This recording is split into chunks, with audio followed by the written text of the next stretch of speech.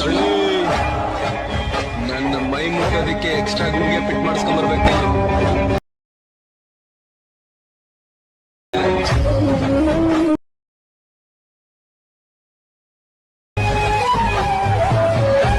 Once more!